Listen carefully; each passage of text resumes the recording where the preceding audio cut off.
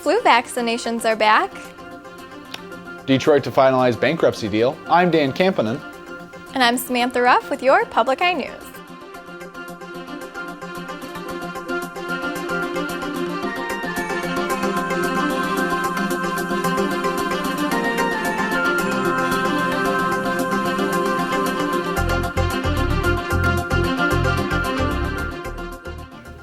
The trial continues for the third day for Michael Nelson. The Big Bay man is charged with fleeing the scene of a fatal hit-and-run following the death of 54-year-old Robin Rayhoy of Big Bay.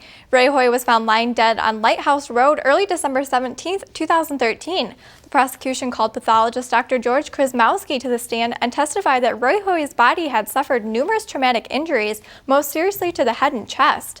The defense called Dr. Werner Spitz, who disagreed and said that there was bruising to the knee, which occurred prior to the incident.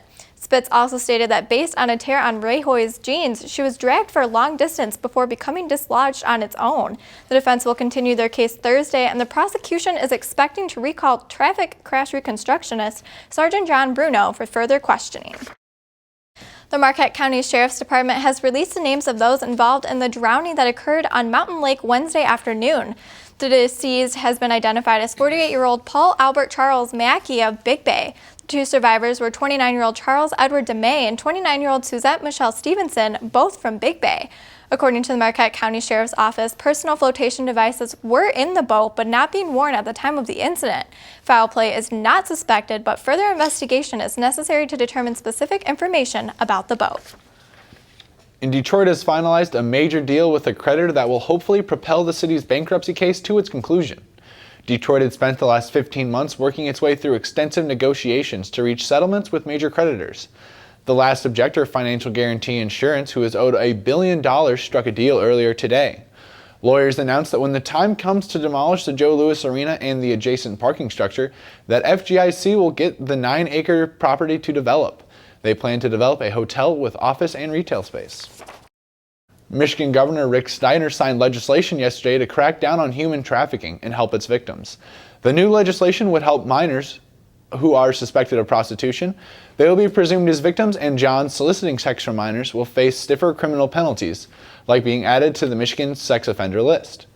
The law also eliminates the statute of limitations for exploiting children and extends it to bring charges against suspected adult traffickers. Advocates of the law say that Michigan's anti-trafficking laws are now among the toughest in the United States.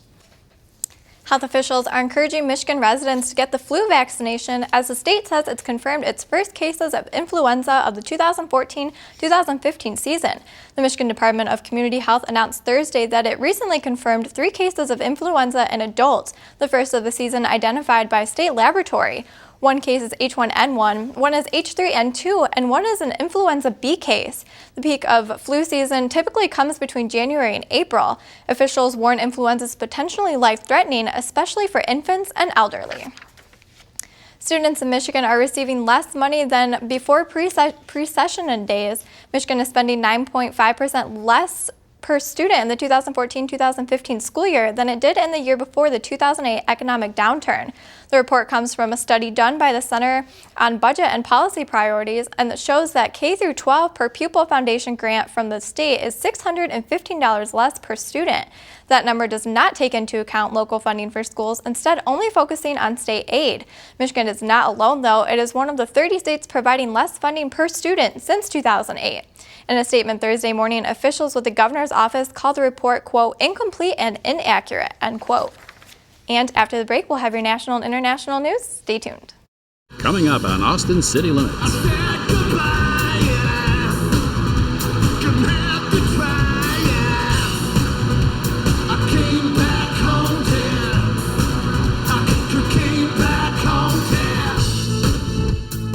Tune in Saturday night at 11. Welcome back. Missteps in the treatment and monitoring of Ebola are beginning to have far-reaching consequences. The second nurse to be diagnosed with Ebola called the CDC before her flight to check that she would be cleared to fly and a non-risk to the safety of other passengers. Now, 132 people are left wondering if they have been exposed to this deadly disease. New information is coming out now as well that the airlines did not have Ebola-trained cleaning crews. Mary Schiavo, an expert on the FAA, said, quote, "There's no federal regulation that requires you to even wipe down the tray table," end quote. Finally, in the wake of the flight scare, 4 schools in Texas and Ohio are closed because children from each school were on the flight with Vincent. Although public health officials say the transmission rate is low, Frontier Airlines has removed the seat cover and carpet where the infected passenger was sitting to try and keep the plane in the air. The country's latest Ebola patient from Dallas is now in isolation at Emory University Hospital in Atlanta. Meanwhile, the hospital, where 2 healthcare workers were caught Ebola while treating a dying patient, is defending its procedure and protocols. Omar Villafranca is there with the latest. 29-year-old Amber Vincent and other health officials were wearing full hazmat suits while boarding a chartered flight from Dallas to Atlanta last night. But an unidentified man on the tarmac was not wearing protective gear as he walked within feet of the crew. CBS News chief medical correspondent John LaPook says, big mistake. No sense whatsoever. That's not okay. I mean, fortunately, Nurse Vincent is in a protective suit, so maybe there is no virus on the outside there, but that's not protocol, that's for sure. Vincent caught Ebola while treating Thomas Duncan, who died last week at Texas Health Presbyterian in Dallas. Days later, she flew from Dallas to Cleveland even after reporting a fever to the CDC. But health officials let her board, believing she was not high risk. CDC officials now say she should not have been allowed to fly. The Frontier plane Vincent took back to Dallas Monday made 5 additional trips before being taken out of service. The crew from her flight is now taking 21 days of paid quarantine, and the CDC is contacting passengers. Officials here at Texas Health Presbyterian are defending their procedures. They say workers followed federal guidelines when Duncan arrived and wore what was considered appropriate gear. There are now more stringent standards. Last night, workers disinfected a Cleveland school because a teacher may have had contact with an Ebola patient. 2 other Cleveland schools are closed because an employee may have been on the same Frontier plane as the Dallas nurse. Omar Villafranca, CBS News, Dallas. The suspect who is accused of the California wildfire pleads not guilty. Prosecutors say the man facing an arson charge for a wildfire that tore through Northern California town appeared to want to destroy an apartment complex where he once lived. The Record Searchlight of Reddings reports that 24-year-old Ronald Blue Marshall pleaded not guilty during a court appearance on Tuesday. Marshall is accused of starting last month's fire that swept through Weed, California, forcing thousands of residents to evacuate and destroying 157 structures, many of them homes. An intense rescue effort is underway in the Himalayas to search for those still missing after a series of killer storms. Seth Doan has more from Beijing.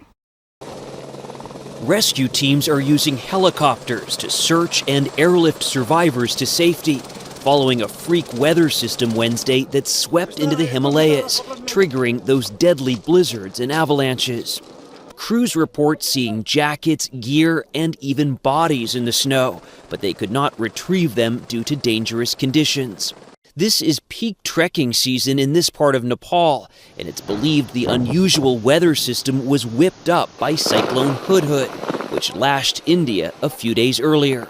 Some of the hikers were trekking the popular Annapurna circuit, and rescuers are focusing part of their search near the hard-hit Turangla Pass, which is nearly 18,000 feet high.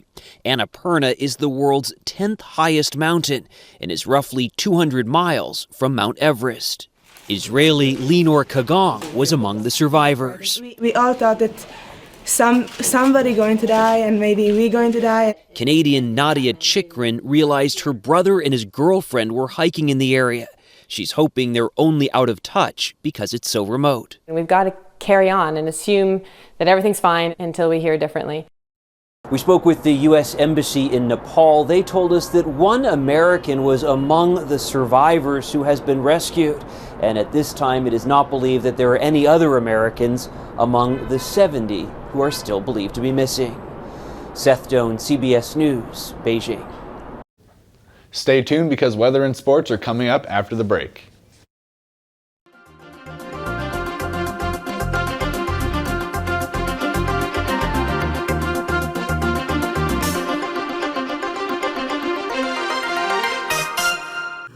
On High School Bowl this week, our first game is between the Marquette Redmen and the Houghton Gremlins. This week brings you the semifinal games. Please join us. The second game is between the Iron Mountain Mountaineers and the Sault Ste. Marie Blue Devils. See you at High School Bowl.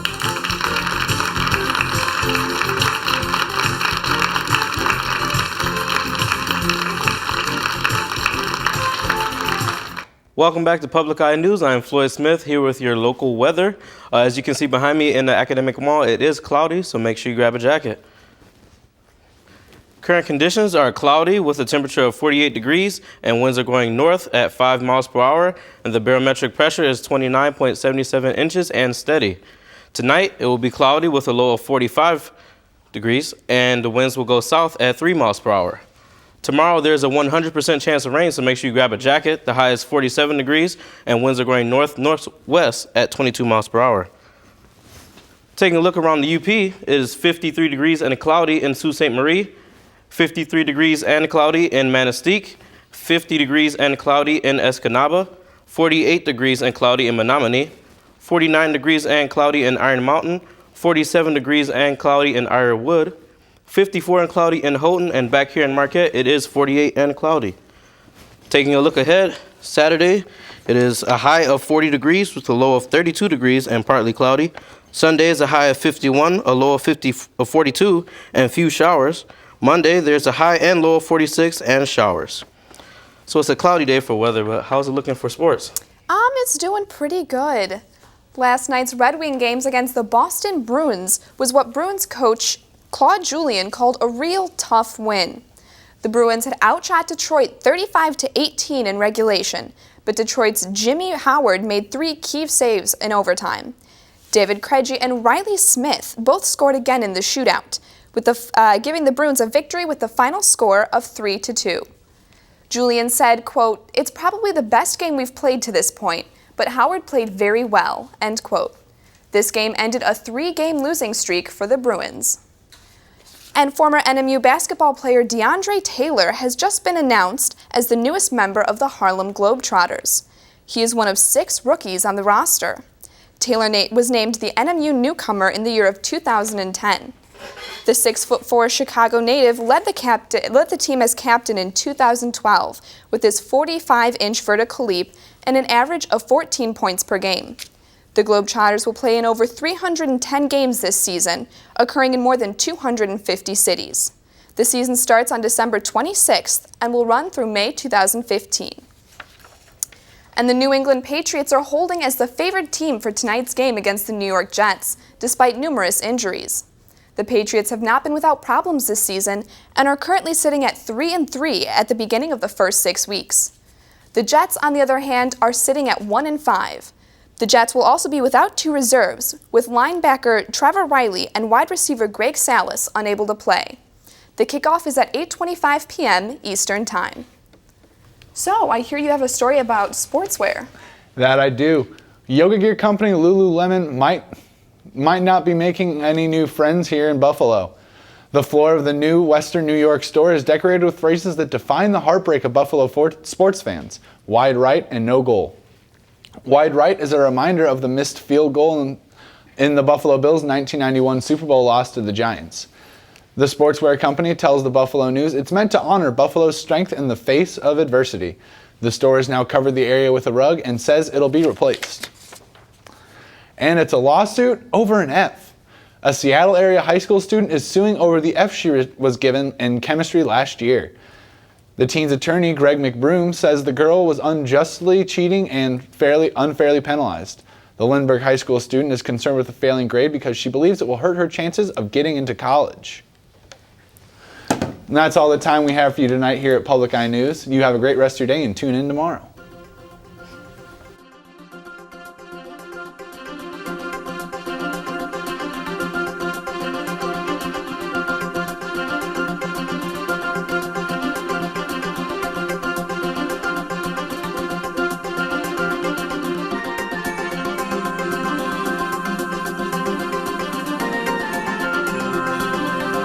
The preceding program was produced in studios located in the Edgar L. Hardin Learning Resources Center by WNMU-TV, Northern Michigan University Public Television.